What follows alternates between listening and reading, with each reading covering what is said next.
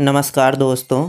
आज की हमारी कहानी का शीर्षक है महाठग। एक गांव में शंकर नाम का एक युवक अपने बूढ़े माँ बाप के साथ रहता था। खेती करने के लिए उनके पास ज़मीन नहीं थी, इसीलिए वे गांव के जमींदार के यहाँ नौकरी करते थे। वहाँ काम करते करते शंकर को जमींदार की बेटी से प्रेम हो गया। एक दिन उसने अपने पिता से कहा, पिताजी, मैं जमींदार की बेटी राधा से प्रेम करता हूँ। राधा भी मुझे चाहती है, आप जमींदार से हमारे विवाह की बात करें। यह सुनते ही पिता के भी होश उड़ गए। उन्होंने शंकर को समझाते हुए कहा, बेटा, वह लोग बहुत अमीर हैं, हम उनके यहाँ नौकरी करते हैं, कहाँ वह और कहाँ हम। तुमने ये बात सोची भी कैसे? अगर जमींदार को इसकी भनक भी हो गई तो वह हम दोनों को मरवा देगा। शंकर बोला, पिताजी, मैं राधा से बहुत प्रेम करता हूँ। अगर मैं विवाह करूँगा तो सिर्फ राधा से, वरना मैं ज़िंदगी भर कुंवारा रहूँगा। बेटे की यह जिद सुनकर पिता ने कहा, ठीक है, अगर तुम्हारी यही जिद है तो तुम्हें पहले इस काबिल बनना होगा कि मैं तुम्हारे लिए जमींदार की लड़की का हाथ मांग सकूं। शंकर ने कहा, ठीक है पिताजी, मैं कल ही शहर जाकर खूब सारा धन कमाकर लेकर आऊँगा। अगली सुबह होते ही शंकर अपने पिता का आशीर्वाद लेकर शहर के लिए रवाना हो गया।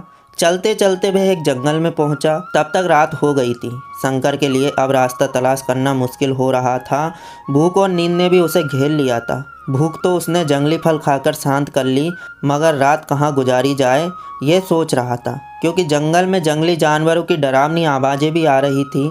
वह डर भी रहा था। जंगल में रात बिताने के लिए वह सुरक्षित जगह की तलाश कर ही रहा था कि तभी उसकी नज़र दूर टिमटिमाती हुई रोशनी पर पड़ी। रोशनी देखकर उसकी जान में जान आई। वह अपने तेज कदमों से अपनी किस्मत आजमाने के लिए उस तरफ चल पड़ा। थोड़ी देर बाद वह उस रोशनी के करीब जा पहुंचा तो उसने देखा कि वहां एक खंडरनुमा घर है। शंकर अंदर चला गया तो उसने देखा कि एक बूढ़ा आदमी आग जलाकर बैठा है। शंकर ने उस बूढ़े को नमस्ते किया तो बूढ़े आदमी ने भी मुस्कुराकर उसके नमस्ते का जवाब दिया। शंकर बोला, बाबा, क्या मैं यहाँ एक रात के लिए ठहर सकता हूँ? मुसाफिर हूँ, सुबह होते ही यहाँ से चला जाऊँगा। बूढ़े ने इनकार करते हुए कहा, यह घर जिनका है वे थोड़ी ही देर में वापस आते ही होंगे। अगर उन्होंने तुम्हें यहाँ देख लिया तो वे सबसे पहले मेरी जान लेंगे, फिर तुम्हें भी मार देंगे। शंकर ने कहा, बाबा, वह लोग कौन हैं? बूढ़े ने उत्तर दिया, वे सब डाकू हैं। वे लोगों को तरह तरह से ठगते और लूटते हैं। मैं उनका नौकर हूँ। शंकर बोला, कोई बात नहीं, अगर वे डाकू है तो, लेकिन मैं यहीं रात गुजार सकता हूँ।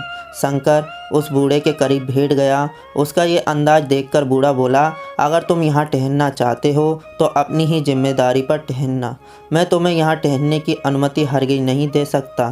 शंकर ने कहा, ठीक है बाबा। फिर उसने करीब पड़ी एक चादर ओढ़ी और पास ही की चारपाई पर जाकर लेट गया। अभी वह नींद में नहीं सोया था कि उस घर के मालिक आ गए। उन लोगों ने जब अपने घर में एक नौजवान को सोते हुए देखा तो गुस्से में उस बूढ़े से पूछा कि ये कौन है?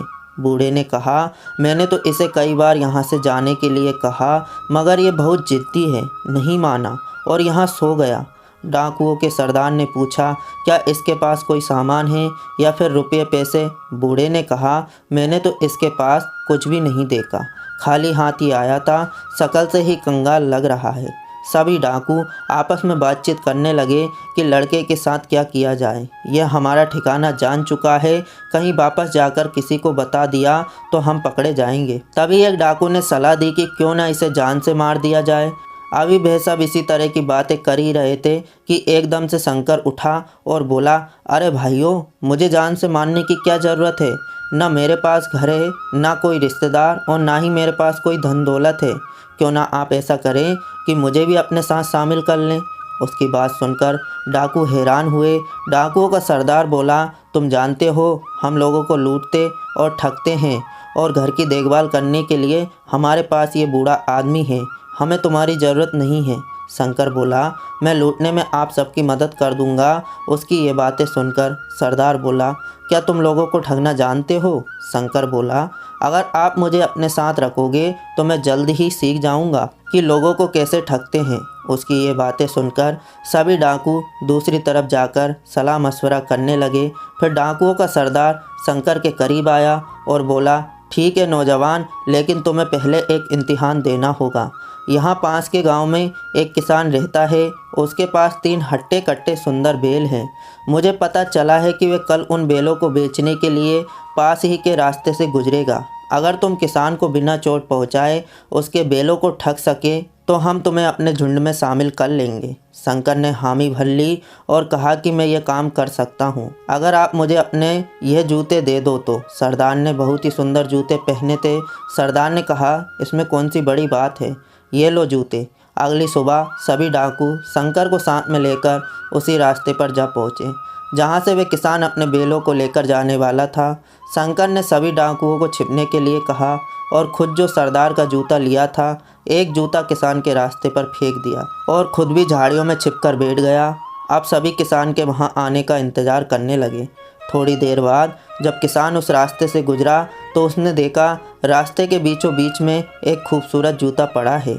जूता देखकर किसान को लालच आ गया। उसने आपसे कहा, अरे ये जूता तो बड़ा ही सुंदर है, क्यों ना मैं इसे उठाकर ले जाऊं।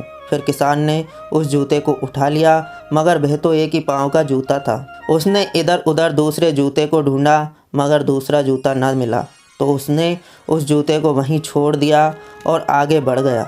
अब शंकर ने वह जूता रास्ते से उठाया और किसान से छुपाता छुपाता झाड़ियों के बीच से होता हुआ किसान से आगे निकलकर रास्ते पर उसने अपना दूसरा जूता फेंक दिया और फिर खुद वहीं झाड़ियों में छुपकर बैठ गया।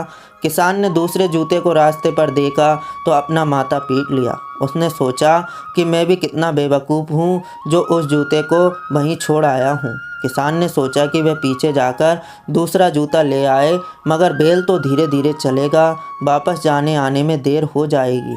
इसलिए उसने अपने बैल को एक पेड़ के साथ बांध दिया और जूते को उठाने के इरादे से पीछे वापस मुड़ा। किसान वहां पहुंचा जिस जगह उसने पहले वाले जूते को देखा था। अब वहां उसे वह जूता नहीं मिला। इस बीच शंकर उसके बैल को लेकर 9-2-11 हो गया।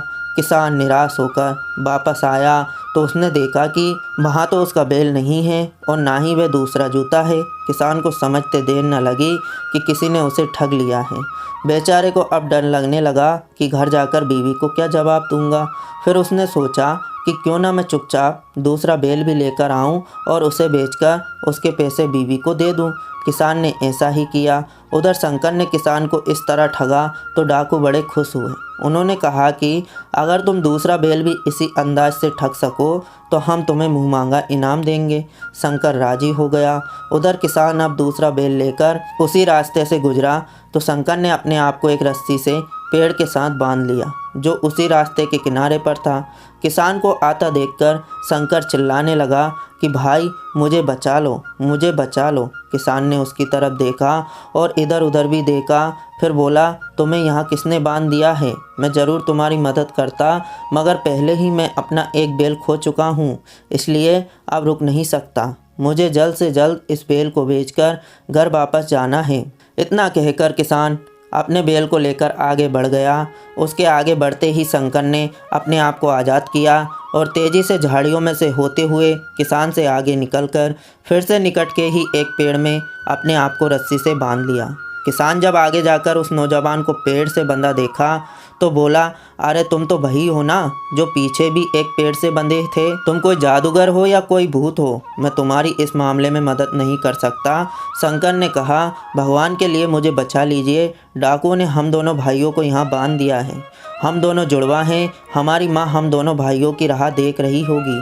इतना सुनते ही किसान ठिठक गया और बैल को एक पेड़ से बांधकर बोला, पहले मैं देखकर आता हूँ कि तुम्हारा वह भाई वहीं बंधा है या नहीं। इतना कहकर वह किसान उस नौजवान को देखने के लिए पीछे मुड़ गया। किसान थोड़े आगे चला ही था कि शंकर ने अपने आप को आज़ाद किया और किसान का दूसरा बैल भी लेकर चंपत हो गया।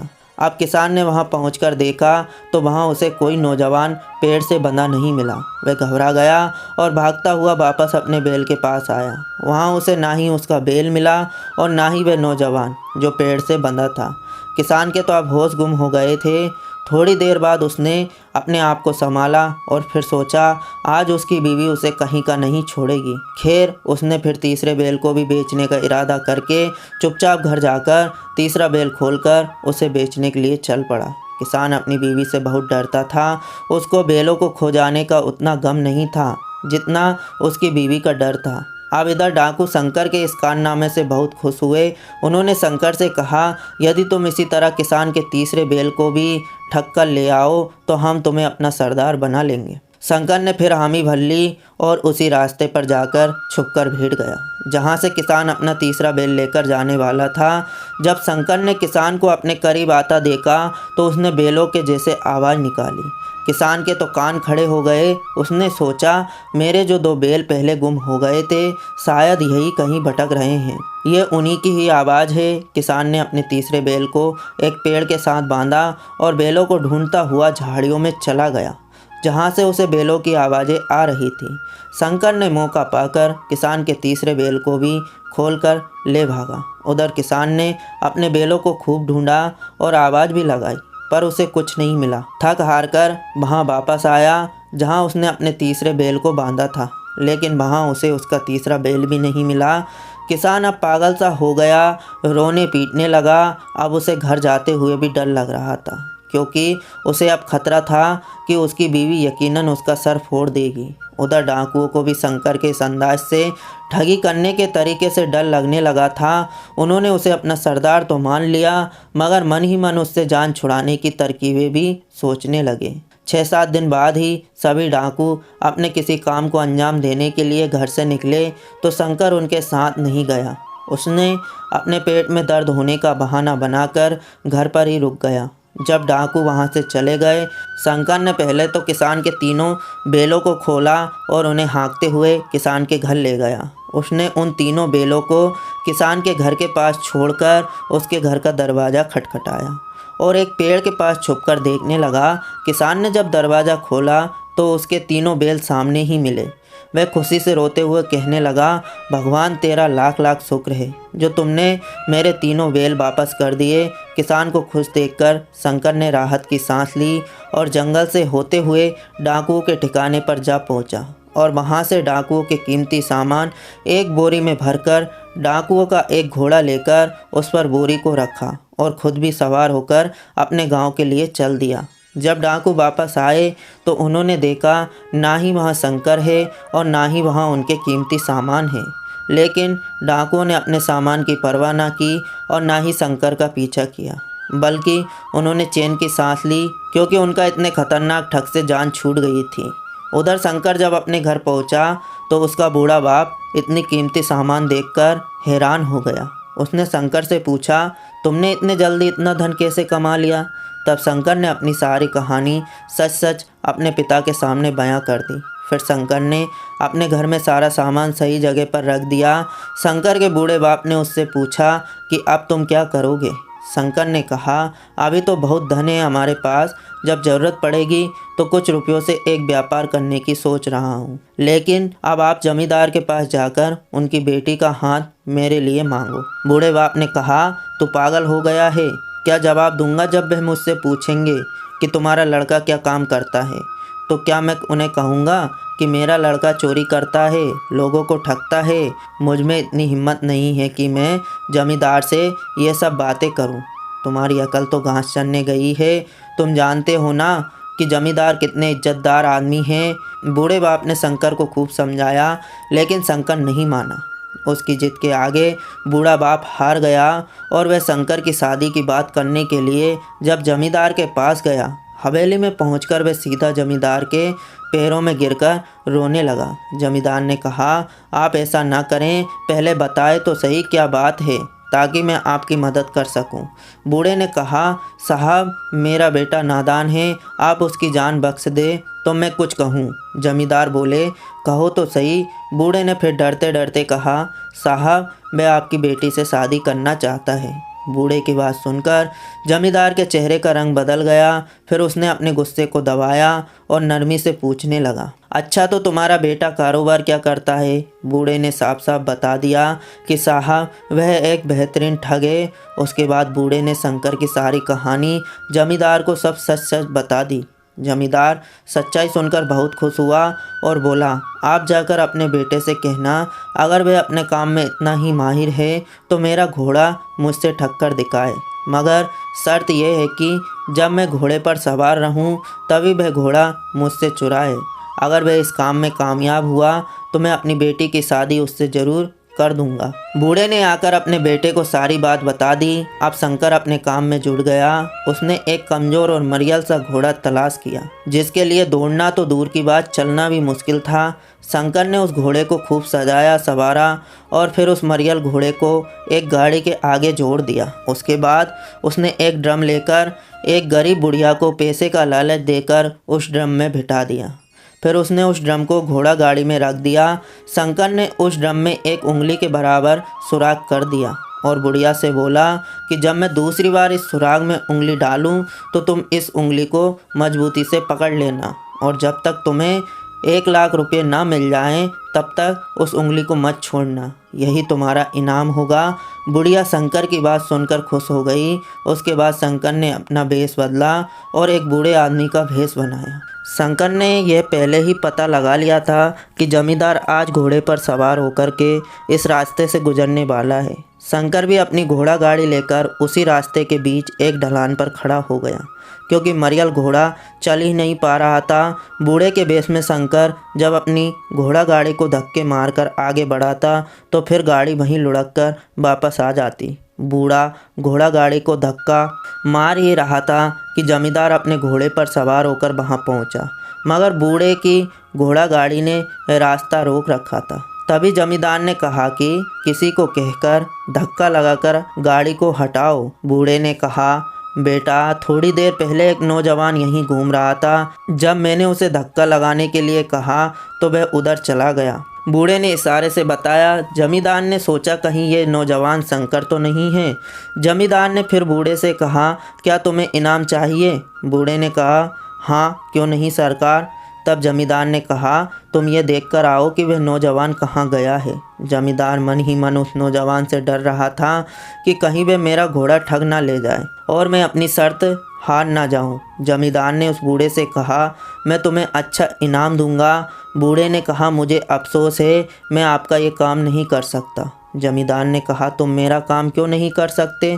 बूढ़े ने उत्तर दिया, क्योंकि मैं तेल से भरा ड्रम दूसरे गांव ले जा रहा हूँ और इस ड्रम में एक छेद हो गया है। अब तेल को बचाने के लिए मैंने उसमें अपनी उंगली दे रखी है ताकि ये बंद रहे और तेल ना गिरे। जमींदार ने कहा, मैं तुम्हारी इस ड्रम में अपनी उंगली डालकर रखता हूँ, तुम उस नौजवान को तलाश करो। बूढ़े ने जैसे ही ड्रम से अपनी उंगली निकाली तो जमींदार ने उसमें अपनी उंगली डाल दी। बूढ़े ने कहा, मैं जल्दी से उस नौजवान को देखकर आता हूँ, इसलिए आपका घोड़ा लेकर जा रहा हूँ। जमींदार ने कहा, ठीक है, मगर घोड़े को छोड़ना मत, चाहे कुछ भी हो। बूढ़े ने कहा, ठीक है, और वह जमींदार का घोड़ा लेकर वहां से खिसक गया। यहाँ अब जो जमींदार ने ड्रम में अपनी उंगली डाली तो अंदर बैठी बुढ़िया ने जमींदार की उंगली को जोर से पकड़ लिया। जमींदार ने घबराकर कहा, कौन है?